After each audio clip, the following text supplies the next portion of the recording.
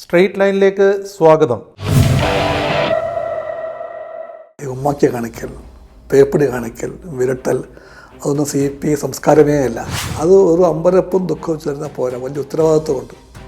ആ ഉത്തരവാദിത്വം അതിൻ്റെ പാഠങ്ങൾ പഠിക്കലാണ്, തെറ്റുകൾ തിരുത്തലാണ്. ഇത് പദവിയുടെ വലുപ്പമല്ല. ഇത് എല്ലാവരും ആർത്തി പിടിച്ച് പരക്കം ഭാഗം ഈ കസേര പുല്ലുപോലെ വലിച്ചെറിഞ്ഞ പാർട്ടിയാണ് CPI. എല്ലാ രാഷ്ട്രീയ മര്യാദയും മാന്യതയും കാണിച്ചുകൊണ്ട് ഈ വിഷയം ആദ്യം പറയുകയാണ്, തുറന്നുകൊണ്ട് പറയുകയാണ്, ആദ്യം ഉന്നയിച്ചത് CPI-CPM ഉഭയകക്ഷി സംഭാഷണങ്ങളിലാണ്. സാങ്കേതികമായി CPI ഈ വിഷയം LDF-ൽ ഉന്നയിച്ചിട്ടില്ല. പഴയ സിനിമയിലെ പോലെ പോളണ്ടിനെ പറ്റി മിണ്ടിക്കൂടെന്ന് പറയുന്നതല്ലേ. ഞങ്ങൾ പരിഗണിക്കേണ്ട എല്ലാ വിഷയങ്ങളും പരിഗണിക്കപ്പെടുന്നു.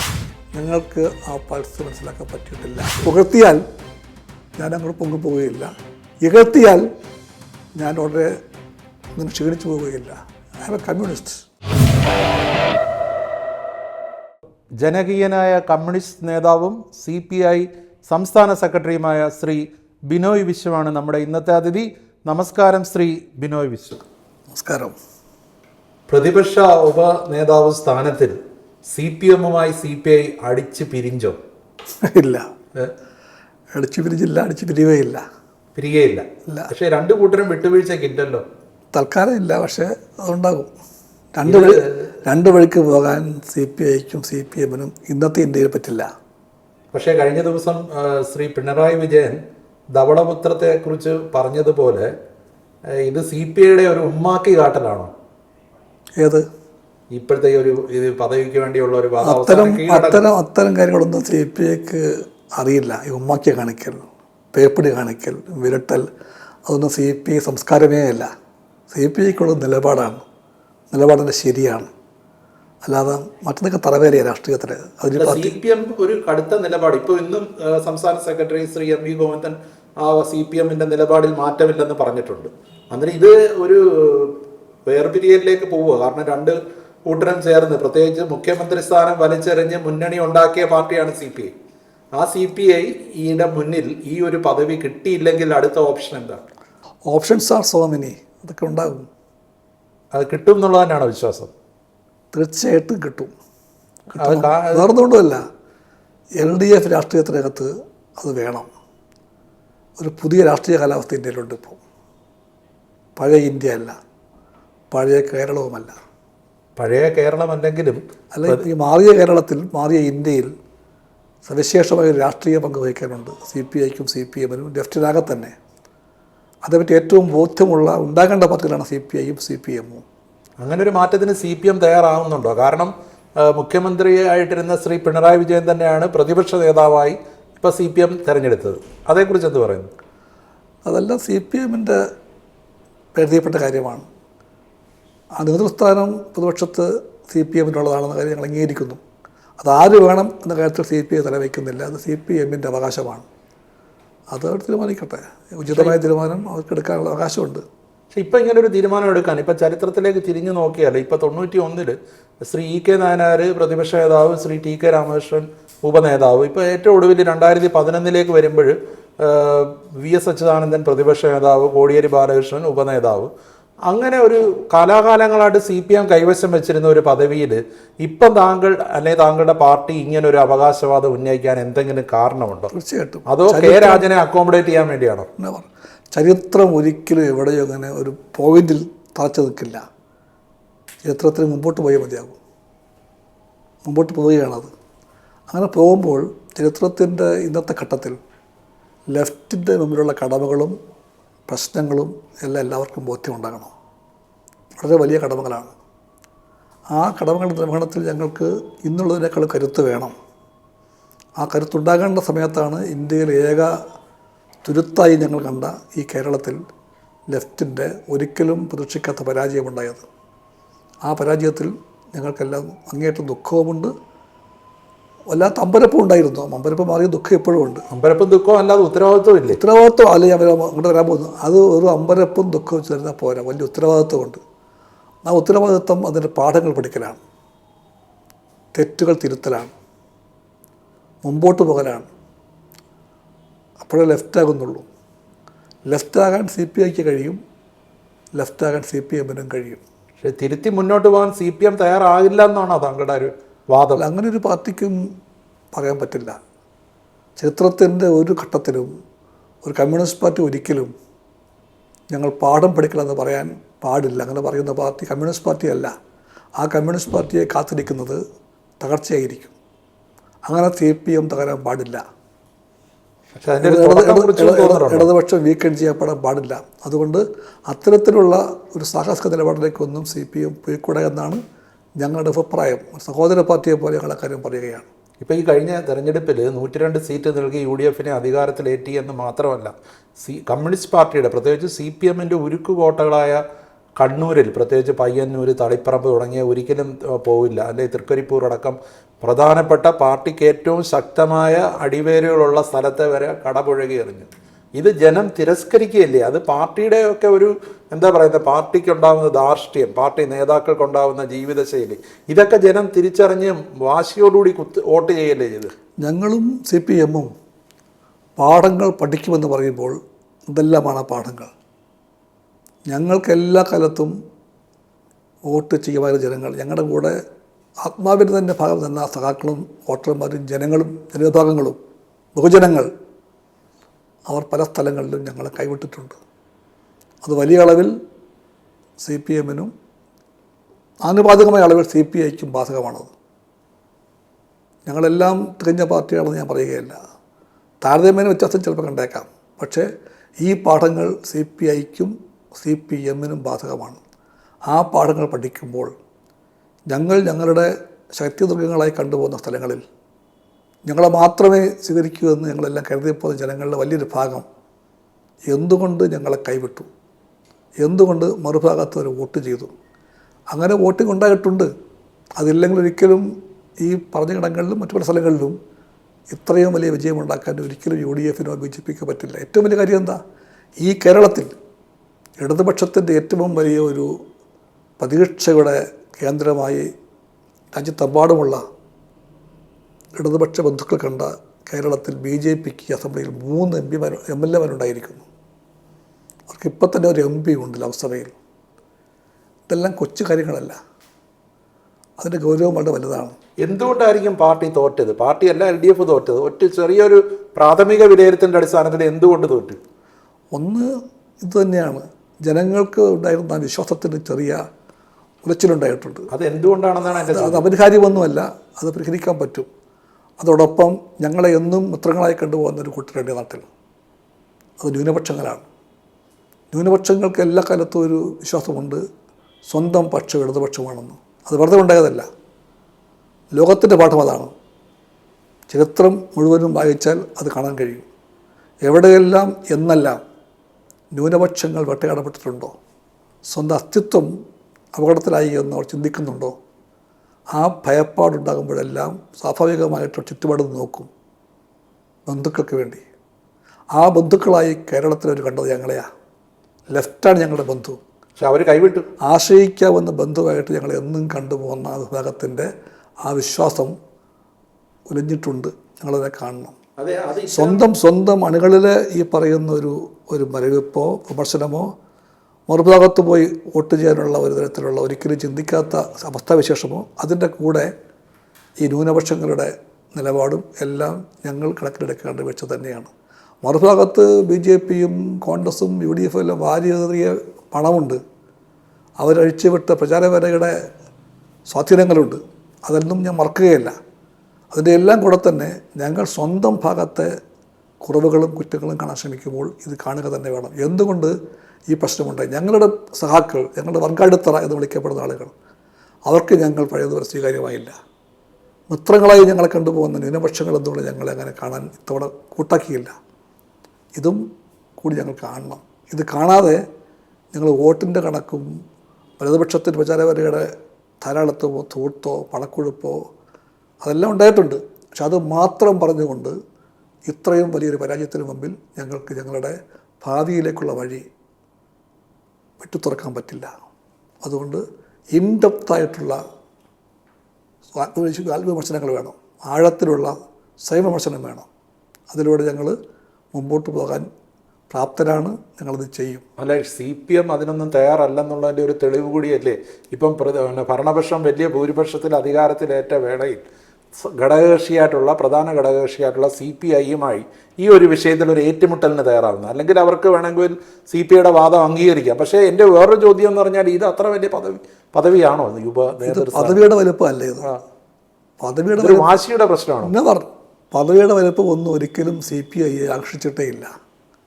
CPI-യുടെ പ്രശ്നം നിലപാടുകളും രാഷ്ട്രീയവുമാണ്. പദവി എന്ന് പറഞ്ഞാൽ ഏതാ?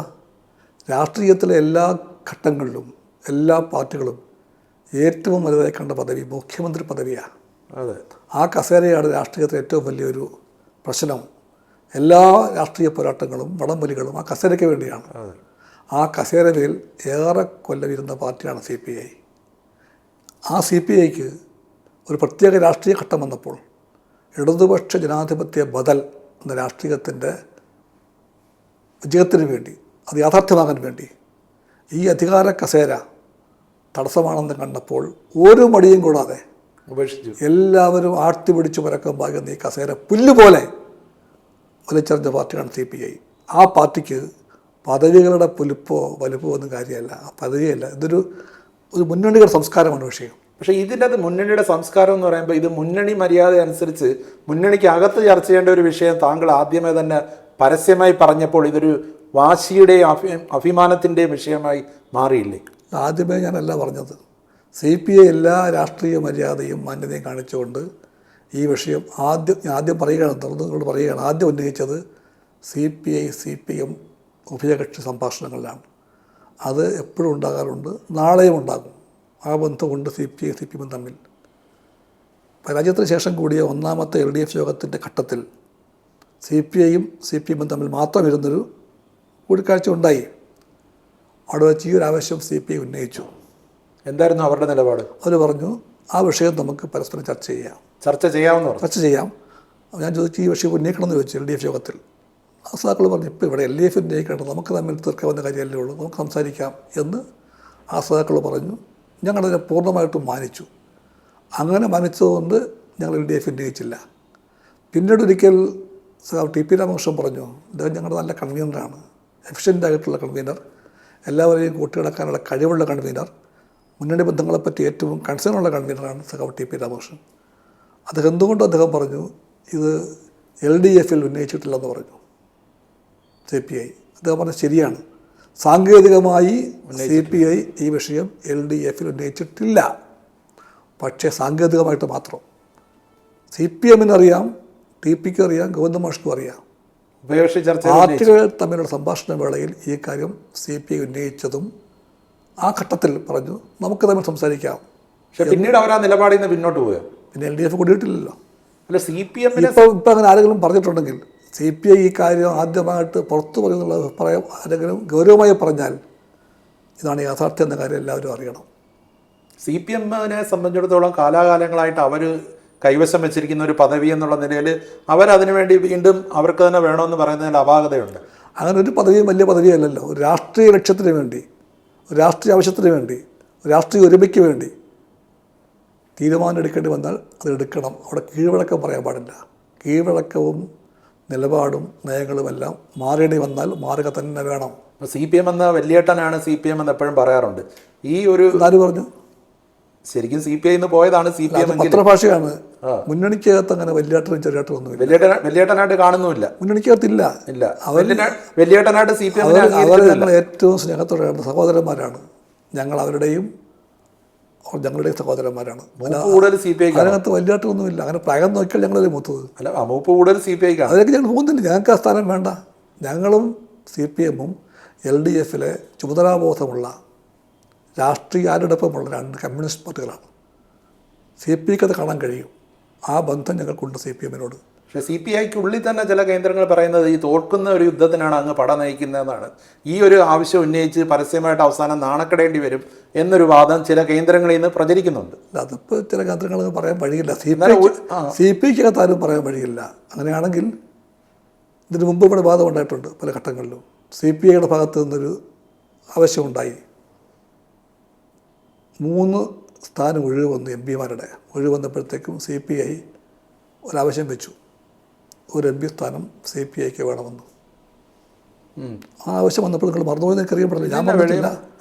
വെളിയല്ല, ഞാൻ സെക്രട്ടറി ആയിരിക്കുമ്പോൾ ഇപ്പം അടുത്ത കാലത്ത് വെളിയുള്ളപ്പം അന്ന് ഒരു സീറ്റ് ചോദിച്ചപ്പോൾ മേടിച്ചായിരുന്നല്ലോ. ഉണ്ടായിട്ടുണ്ട്.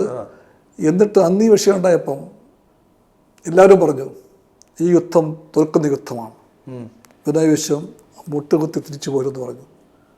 ഈ വല്ല യുദ്ധമൊന്നും ഉണ്ടായില്ല. ഞങ്ങൾ CPIയും CPMും തമ്മിൽ LDFിലെ പങ്കാളികളെ പോലെ, സഹോദര പാർട്ടികളെ പോലെ 1, 2, 3 വട്ടം സംസാരിച്ച് കാണും. സംസാരിച്ച് തീരുമാനമുണ്ടായി. അങ്ങനെ CPIക്ക് 5 കൊല്ലക്കാലത്തേക്ക് ഒരു MP സ്ഥാനം കിട്ടി. അന്ന് ഞാൻ കേട്ടതായത്. നിങ്ങൾ പറഞ്ഞല്ലോ വെളിയം എന്നേക്കാൾ എത്രയോ വലിയ ആളാണ്. വെളിയം ഭാർഗവൻ, ചന്ദ്രപ്പൻ, അവരൊക്കെ എന്നേക്കാളും വലിയ വലിയ മനുഷ്യരാണ്. അന്നത്തെ സംഭവം എനിക്ക് ഓർമ്മയുണ്ട്, നിങ്ങൾക്ക് ഓർമ്മ കാണണം. അന്ന് അവസാനം തർക്കമുണ്ടായി. അല്ല, ആ സംഭവം റിപ്പോർട്ട് ചെയ്ത തർക്കമുണ്ടാകും. അന്നങ്ങനെ ഓർമ്മ മറക്കരുത്. അന്ന് അവസാനം പങ്കിട്ടു. 6 കൊല്ലത്തെ MP സ്ഥാനം 2ആയി പങ്കിട്ടു. പകുതി പങ്ക് CPIക്കും പകുതി പങ്ക് CPMനും. അല്ല, അന്ന് CPI പിടിച്ചെടുത്ത ജയം. അല്ല, ഇത്തവണ ഒരു പങ്കുവയ്പ് ഉണ്ടായില്ല. പകുതി പങ്കല്ല, മുഴുവൻ പങ്കും CPIക്കാണ്. അന്നേരം ബിനോയ് വിശ്വം ഒരു രീതിയിൽ മുട്ടുമടക്കില്ല. അല്ല, ഇത് ഞാൻ പറയുമല്ല, ബിനോയ് വിശ്വം ചെറിയ ആളാണ്. അതൊക്കെ എൻ്റെ ഒരു വലിയ ഗുണം, എനിക്കറിയാം ഞാൻ ആരാണെന്ന്, എനിക്കറിയാം ഞാൻ ആരല്ല എന്ന്. ഞാൻ വെളിയമ്പലം ശ്രമിക്കാൻ പാടില്ല, എനിക്കങ്ങനെ പറ്റില്ല. ഞാൻ ചന്ദ്രപ്പനാകാൻ ശ്രമിക്കരുത്, അതെനിക്ക് പറ്റില്ല. ഞാനാണ്. വെളിയം ഭാർഗവനും ചന്ദ്രപ്പനുമെല്ലാം നടന്ന വഴിയെ നടക്കാൻ ശ്രമിക്കുന്ന, അവരുടെ എല്ലാം രാഷ്ട്രീയ വഴിയാണ് ശരിയെന്ന് ബോധ്യമുള്ള കമ്മ്യൂണിസ്റ്റാണ് ഞാൻ.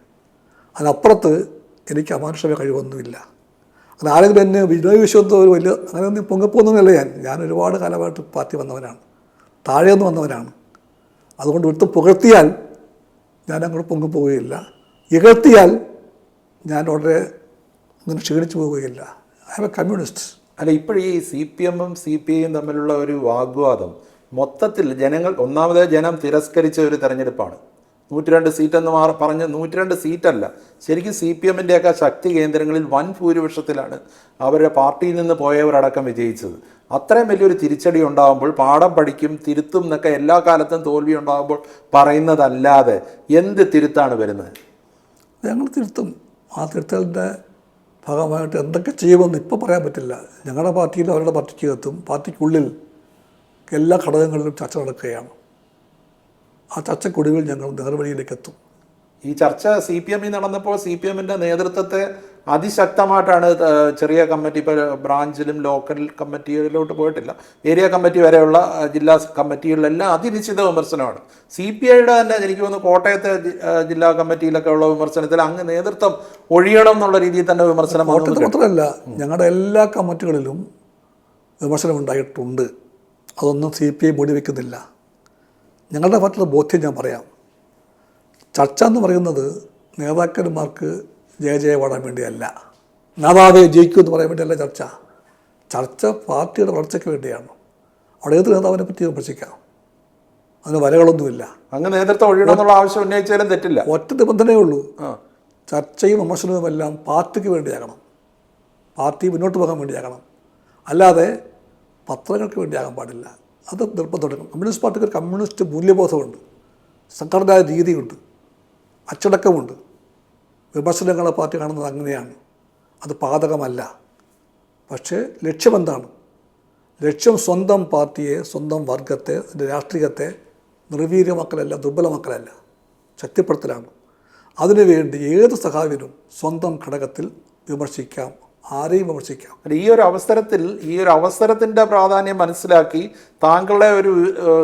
താങ്കളോട് താല്പര്യമില്ലാത്ത കുറേ വിമർശകർ കൂടി ചാടി വീണ് നേതൃത്വം ഒഴിയണമെന്നൊക്കെ പറയുന്നത് അതിലെന്തെങ്കിലും രാഷ്ട്രീയമുണ്ട്? അങ്ങനെ ഊതിയാൽ പറക്കുന്ന അഭിപ്രായത്തിലല്ലോ കമ്മ്യൂണിസ്റ്റ് പാർട്ടിയുടെ ഒരു ഘടകവും ഒരു നേതാവും. അതുപോലെ CPIയുടെ കമ്മിറ്റിക്കുള്ളിൽ തന്നെ പിണറായി വിജയൻ്റെ ധാർഷ്ട്യവും ഏകാധിപത്യവും പരാജയ കാരണങ്ങളിൽ ഒന്നാണെന്നും അദ്ദേഹം ഇനി പ്രതിപക്ഷ നേതാവ് സ്ഥാനം ഏറ്റെടുക്കരുതെന്നും വിമർശനം ഉണ്ടായതായി വാർത്തയുണ്ടായിരുന്നു. അല്ല, പാർട്ടിക്കകത്ത് ചർച്ചയിൽ പല അഭിപ്രായങ്ങളും പറഞ്ഞിട്ടുണ്ട്. പലത് ഞാൻ പറഞ്ഞല്ലോ, സെക്രട്ടറിയായ ഞാനടക്കം അവിടെ വിമർശിക്കപ്പെട്ടിട്ടുണ്ട്. ഞാനത് മറച്ചു വയ്ക്കുന്നില്ല. അതുകൊണ്ട് നിങ്ങൾ പത്രങ്ങൾ പറഞ്ഞ പോലെ കമ്മ്യൂണിസ്റ്റ് പാർട്ടിക്ക് താഴെപ്പാടെ തല്ലും പിരിച്ചിലും എന്ന് പറഞ്ഞാൽ നിങ്ങൾ അബദ്ധം പറയുകയാണ്. അല്ല, ഈ നേതൃമാറ്റം എന്നുള്ളത് ഈ രണ്ട് പാർട്ടിയിലും ആവശ്യമാണോ? അല്ലേ?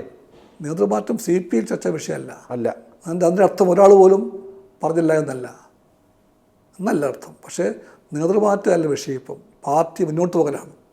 മുന്നോട്ട് പോകാൻ ഒരു യുദ്ധത്തിന് നടുക്ക് വെച്ച്, പരാജയത്തിന് മുമ്പിൽ വെച്ച് നേതാവിനെ മാറ്റുകയല്ല പാർട്ടി രീതി. അത് കമ്മ്യൂണിസ്റ്റ് രീതി അല്ല.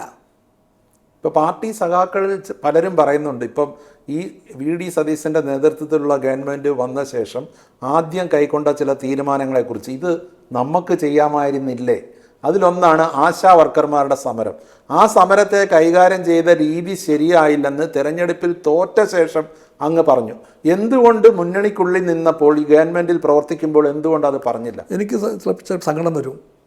രാജേഷ് അടക്കമുള്ള പത്രപ്രവർത്തകന്മാർ, പ്രജാപഞ്ചർ പോലും എത്ര ചെറുതായിട്ട സംഭവങ്ങളെ കാണുന്നത്.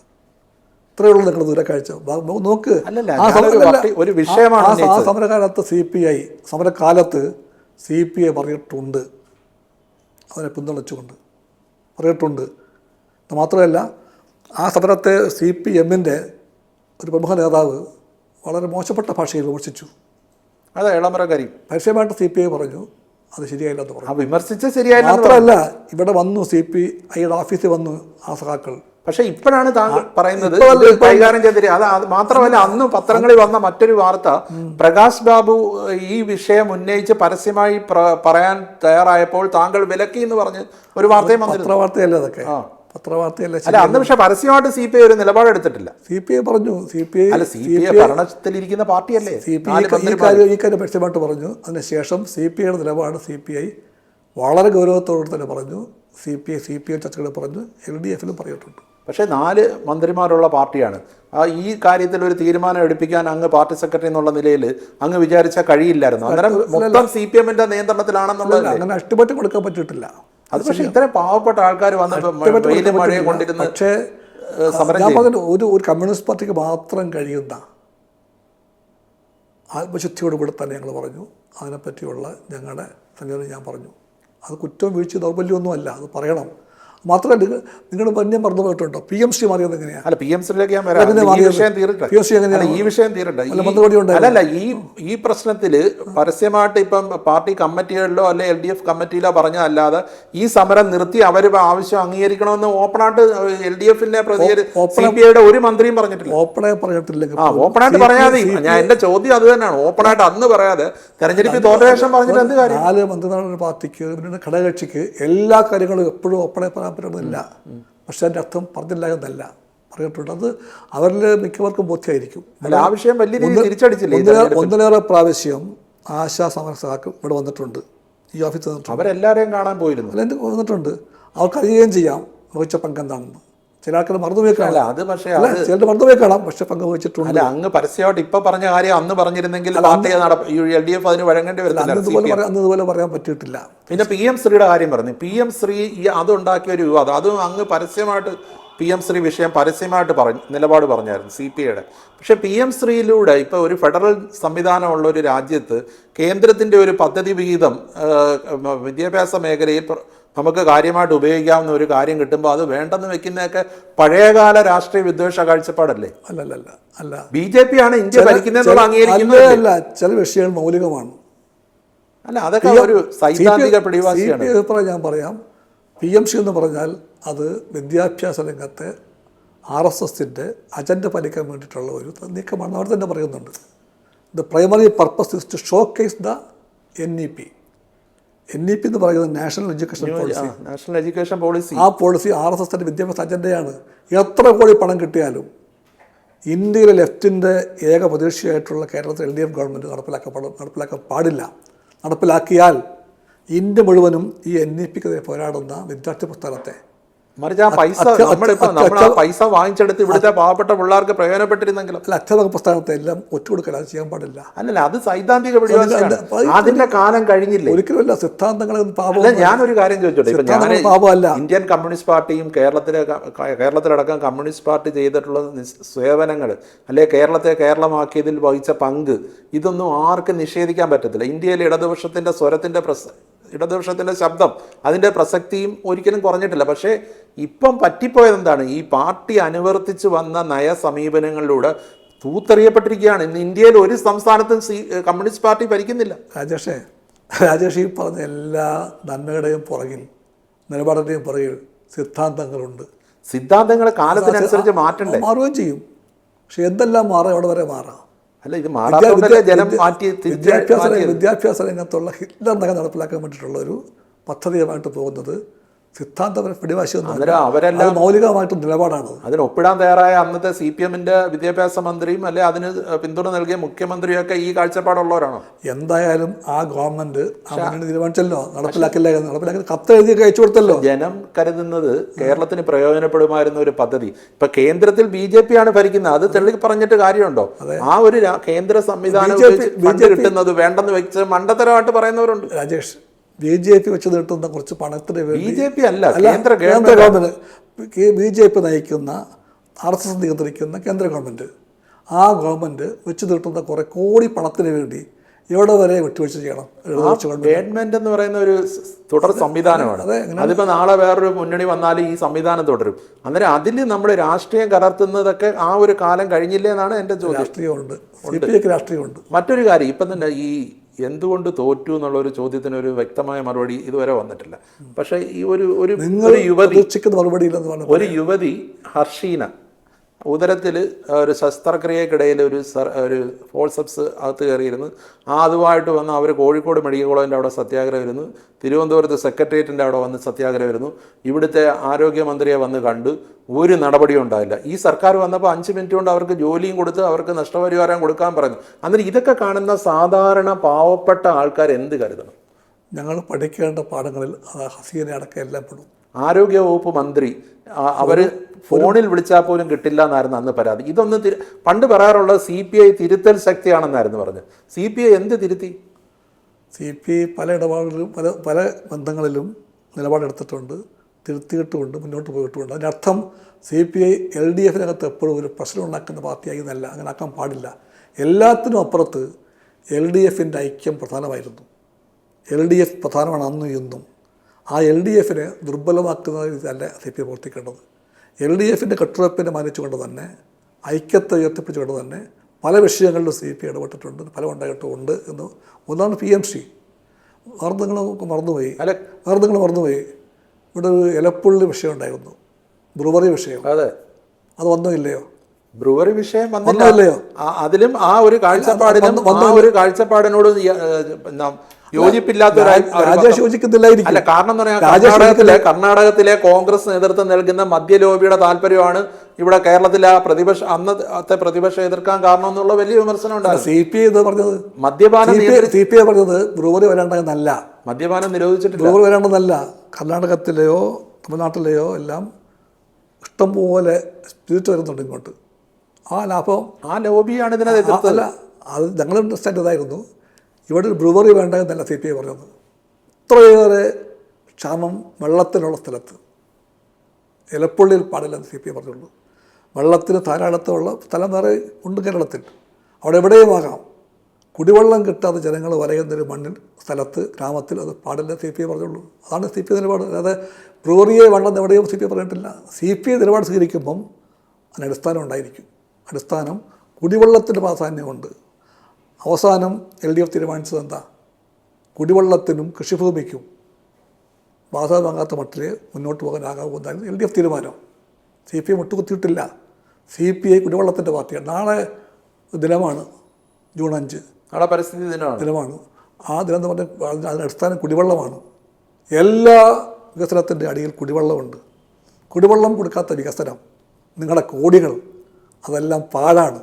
ആദ്യം വെള്ളം കൊടുക്കണം, ആണ് CPI നിലപാട്. അല്ല, ഞങ്ങളുടെ പറഞ്ഞുള്ളൂ, ബ്രൂവറി വേറെ എവിടെയും വരട്ടെ, പക്ഷേ വെള്ളം കിട്ടാതെ അതൊന്നും കേരളത്തിലെ സാമാന്യ ജനങ്ങളെ ബാധിക്കുന്ന, അത് വലിയ വിശാലമായിട്ട് ചിന്തിച്ചാൽ അവിടുത്തെ ഒരു വിഷയമാണത്. അല്ലല്ല, മറിച്ച് ഈ ബ്രൂവറി വരുന്നത് വേറൊരു രീതിയിൽ എതിർത്തത് മുഴുവൻ ഇവിടോട്ട് സ്പിരിറ്റ് ഒഴുകിയിരുന്ന മദ്യ ലോബിയാണ്. CPIയുടെ നിലപാട് അതിനെ പ്രതിരോധിക്കാൻ വേണ്ടി വെള്ളത്തിന്റെ വിഷയം ഉയർത്തിയത് അവർ തന്നെയായിരുന്നു. ആലോചിക്കറിയാൻ പാടില്ല. CPI നിലപാട് കുടിവെള്ളത്തിന് വേണ്ടി കേഴുന്ന എലപ്പടിയിലെ പാവങ്ങൾക്ക് വേണ്ടിയാണ്.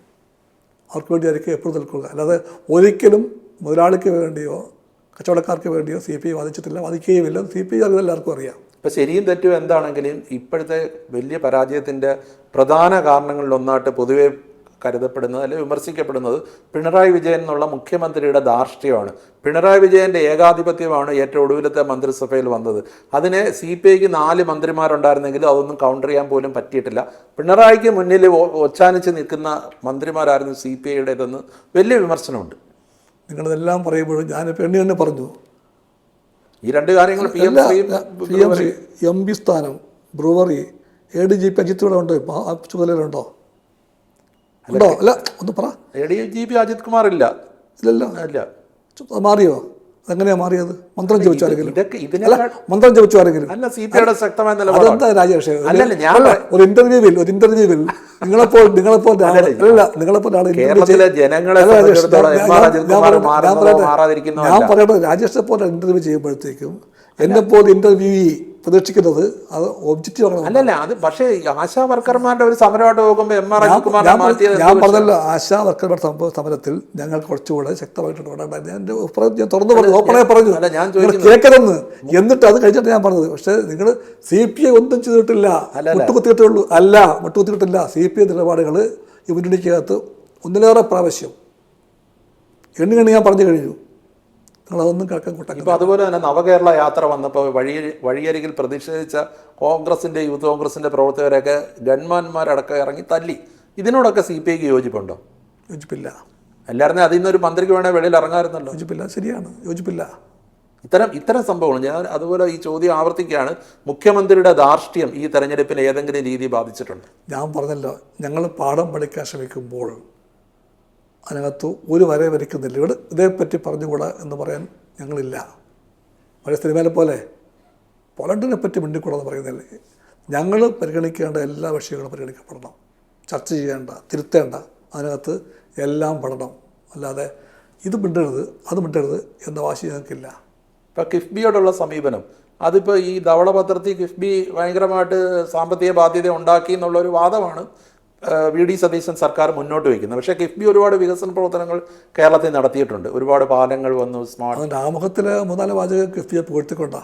പക്ഷേ കിഫ്ബി അവർ ആ കിഫ്ബി അതേ രീതിയിൽ മുന്നോട്ട് പോകണ്ട എന്നുള്ളൊരു ലൈനാണ് പറയുന്നത്. അതുപോലെ തന്നെ ഇവർ പറഞ്ഞു ഈ സർക്കാർ ഇറങ്ങിപ്പോയപ്പം 6000 കോടിയുടെ ഇത് തുക ഉണ്ടായിരുന്നു ഖജനാവിൽ നിന്ന്. പക്ഷേ അതിന് മുഖ്യമന്ത്രി പറഞ്ഞത് അതിന് പലർക്കും കൊടുക്കാനുള്ള തുക കൊടുക്കാതെ അതിനൊരു ഉദാഹരണവും പറഞ്ഞു. അതെല്ലാം കടത്തുള്ളതല്ലേ.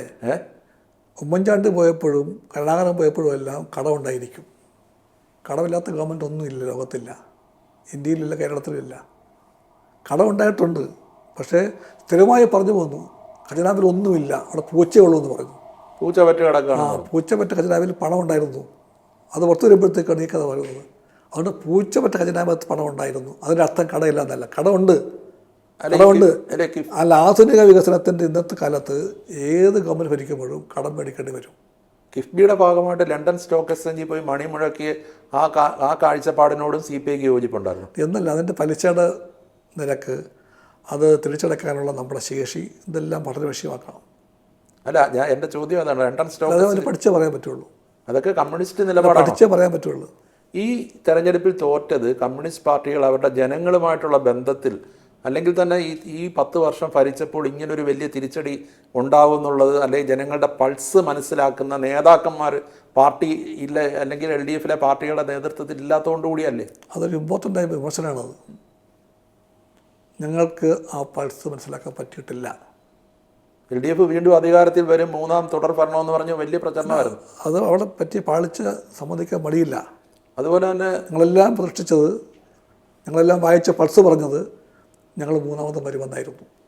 പക്ഷെ വന്നില്ല. അതിനർത്ഥം ഞങ്ങൾക്ക് ആ പൾസ് വായിക്കാൻ പറ്റിയില്ല എന്നാണ് സമ്മതിക്കുന്ന കാര്യം. അതുപോലെ തന്നെയാണ് LDF എന്ന് പറയുന്നത് CPIയും എല്ലാം ചേർന്നുള്ളൊരു മുന്നണിയാണ്.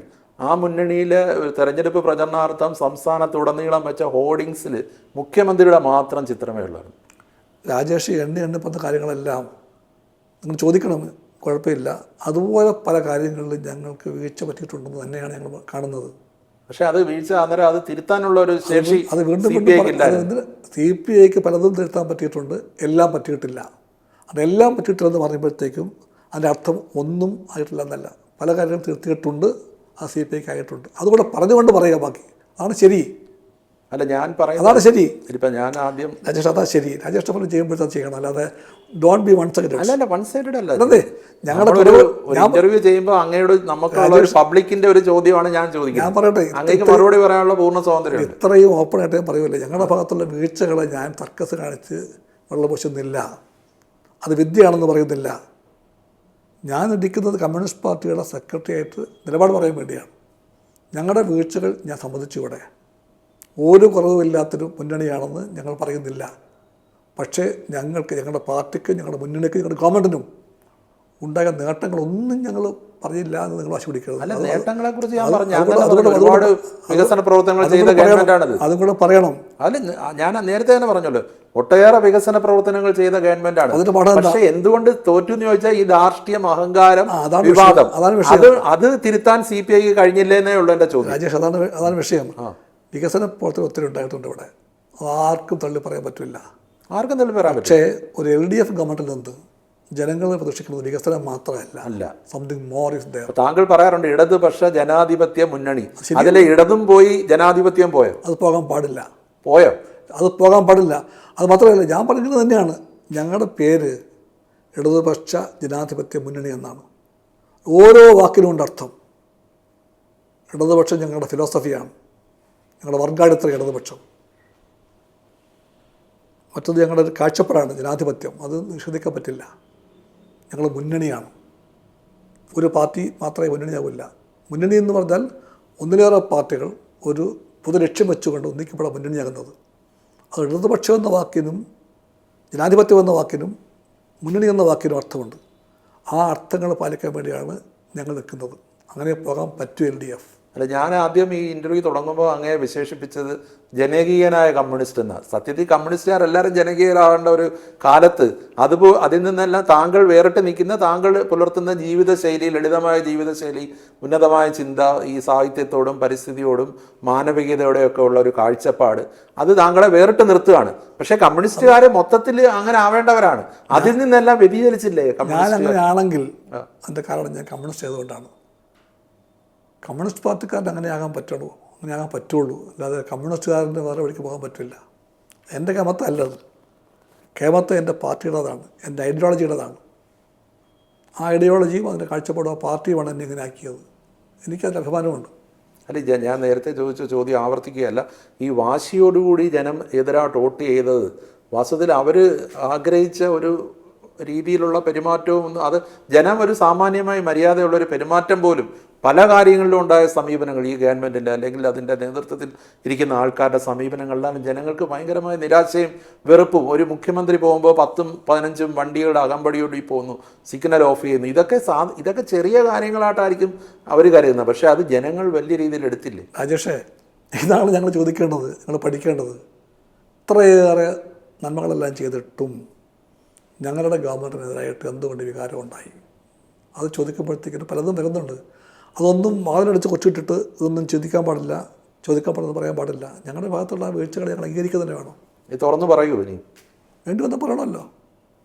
ഇപ്പം ഞാൻ നേരത്തെ ചോദിച്ച പോലെ ഇപ്പോൾ താങ്കൾ വളരെ ഈ എഴുത്ത്, വായന, ഇങ്ങനെയുള്ള കാര്യങ്ങളിലല്ല, ഇപ്പോൾ രാഷ്ട്രീയത്തിൽ അങ്ങ് മുങ്ങി മാറുമ്പോൾ ഇതൊക്കെ ഒരു ഭാഗത്തൂടെ പോകുന്നുണ്ടോ? വായന, എഴുത്ത്, അങ്ങനെയുള്ള ഇപ്പോൾ പരിസ്ഥിതിയുടെ കാര്യത്തിൽ തന്നെ താങ്കൾ ഇത്തവണ നാളത്തെ ദിനം തന്നെ ആദിവാസികളോ ഐക്യദാർഢ്യ ദിനമായിട്ടാണ് താങ്കൾ. വെറുതെ അല്ല, ഇന്ത്യയിലെവിടെയും ആദിവാസികളുടെ ഭൂമി, വെള്ളം, മണ്ണ്, ജൽ, ജമീൻ, ജംഗിൾ, കാട്, ഇതെല്ലാം തട്ടിപ്പറിക്കപ്പെടുകയാണ്. ആർക്ക് വേണ്ടി?